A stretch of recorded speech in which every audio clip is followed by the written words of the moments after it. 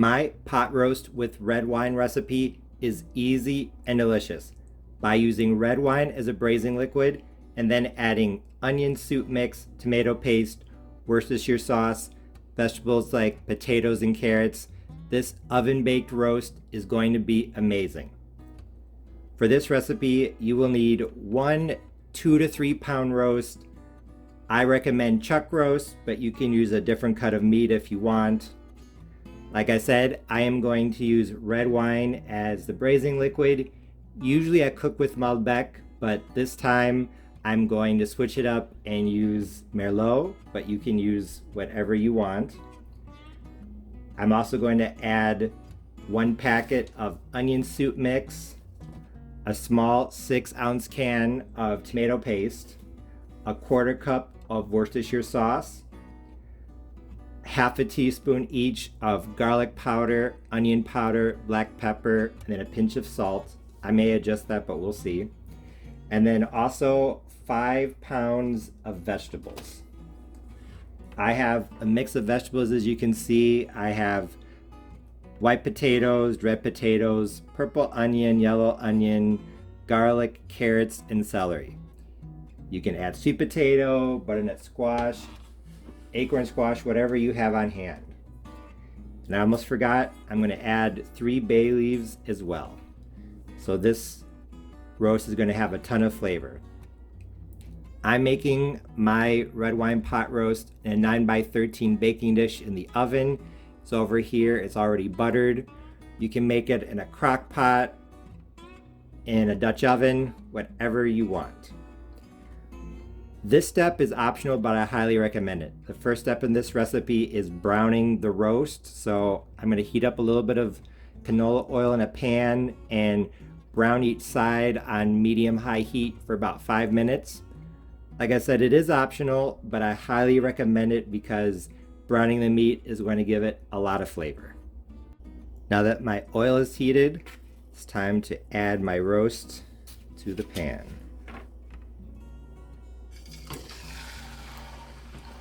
Like I said, I'm going to cook it for about 5 minutes on each side on medium-high heat.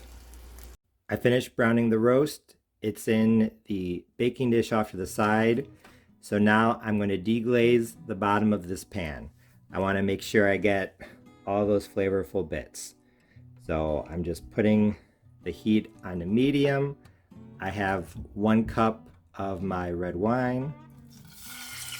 I'm just going to add that in. And now I'm just going to scrape the bottom. Like I said, browning the roast will add a lot of flavor. And the little burned bits that are on the bottom of the pan, you do not want to leave those behind. Just doing this over medium heat. Yeah, that's good. Now I'm going to take my onion soup mix and I'm going to just add it here. I'm adding it now because I want to give it time to hydrate. Turn off the heat. Going to mix that in. I'm going to put this off to the side and then I'm going to start prepping my vegetables. I made this first because when you cut up potatoes, you have to be careful because if they're exposed to oxygen, they can turn brown. So once the potatoes and other vegetables are cut up and in the pan with the roast, I'm going to pour this over to try to help keep the potatoes from browning. So like I said, actually do this first. Deglaze the pan, then cut up your potatoes and carrots and other vegetables, put them in the pan, and then pour over this liquid. I just finished cutting up all the vegetables and putting them into the pan with the roast. My oven is preheating to 350 degrees Fahrenheit, so now it's time to add the braising liquid. So let's start off with the red wine and the onion soup mix. Like I said, I like to do this first before cutting everything up so that I can just pour it over the potatoes to keep them from oxidizing. Already started to oxidize a little bit, so it just goes to show you it's important to not let cut potatoes just sit there because they're going to start to turn brown.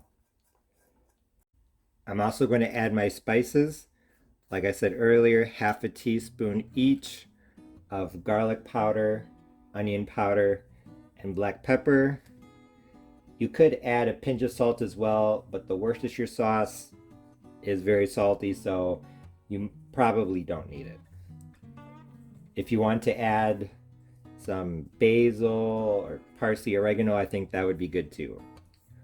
One thing I wanted to say is that I added pretty much all of the vegetables except for one onion, and I also added 5 small cloves of garlic. They're kind of hiding at the bottom here. I added the bay leaves as well. Bay leaves are optional in this red wine pot roast recipe, but honestly, I think that bay leaf is a secret ingredient that adds a lot of flavor. It's something that you don't know it's there until it's not. I know that this looks kind of scary, but it's actually just the tomato paste and the Worcestershire sauce. I was trying to maybe mix it together and form a more liquid paste that I could put in. It's not really runny, so I'm just going to dab it in like this. Honestly, it probably would have been better to just open up the can of tomato paste and just put in dabs like I'm doing now and then pour over the Worcestershire sauce. But that's okay. It's all going to the same place. I'm going to add another 2 cups of red wine, and I think the red wine is going to help to wash down the Worcestershire sauce and the tomato paste, so it will all work out in the end. And now for the rest of the red wine. Like I said earlier in the video, usually I use Malbec because in addition to being a southern chef, I'm also an Argentinian chef, but I wanted to switch things up a bit. I was reading online that there's a wine growing region in central Virginia where one of the wines is Merlot, so I said, you know, why not try something different. So I'm adding a total of 3 cups of red wine, so you're going to need a full bottle. If you don't have red wine, what you could do is you could take grape juice, and for each cup of wine add 3/4 of a cup of grape juice and 1/4 cup of red wine vinegar. So that's 3/4 of a cup of red grape juice and 1/4 cup of red wine vinegar. It actually works out nicely. I don't always have wine on hand because I don't really drink that much, so that is definitely an option. This tomato paste, just as I thought, is kind of in big lumps, so I'm just going to spread it out a bit. Make sure that the bay leaf is down in the liquid. And like I said, I'm baking this pot roast in the oven. I am going to cover it with foil and bake it at 350 Fahrenheit, covered for 2 hours. Then I'm going to take it out and baste the vegetables and the meat. Then I'm going to put it back in, uncovered, for 40 minutes, and then turn off the oven and leave it in the oven, uncovered still, for another 20 minutes. So a total of 3 hours of cooking time. Part of that is covered, part of that is not. This smells great. I think it's going to taste great too. And now my roast is ready for the oven. The first part of the cooking process is done. My roast cooked covered at 350 for 2 hours. So now I'm just going to baste the meat and the vegetables. And then I'm going to put it back in the oven uncovered, still at 350 for 40 minutes. Then I'm going to turn off the oven and let the residual heat continue cooking the roast for another 20 minutes. You can see the red wine has changed color. I think it mixed with the tomato paste. It's definitely coming along. So I will bring you back when it is done. My pot roast with red wine recipe is now done. Like I said earlier, covered with foil at 350 Fahrenheit for 2 hours, then uncovered at 350 for 40 minutes, then uncovered with the oven off for another 20. And I let it sit in the oven to cool down. Now I'm ready to dig in. This pot roast definitely looked great. It looked almost the same as the other roasts that I've made in the oven, except that the meat, vegetables, and braising liquid had a purple hue from the red wine. And when I took my first bite, I knew that my pot roast with red wine recipe was a success because it was definitely delicious. As with the appearance, the flavor was very similar to the other pot roasts I've made in the oven. But I would say that this roast had a deeper, more complex flavor. You could definitely taste the wine, and honestly, the braising liquid tasted like red wine, but without the acidity and other flavors added to it, like onion, garlic, and vegetables. So imagine a dry red wine, but without the acidity and without any bitterness. I felt like the flavor of the braising liquid infused very nicely with the meat and the vegetables, so it all worked together perfectly. And as you can see, the pot roast meat was definitely nice and tender, and the braising liquid cooked down into a red wine gravy that was absolutely fantastic when spooned over the meat. Although I couldn't really pick out the flavor of the tomato paste in the background, I'm sure that it contributed to the overall dish, so I highly suggest that you add it. Same with the Worcestershire sauce and the bay leaf.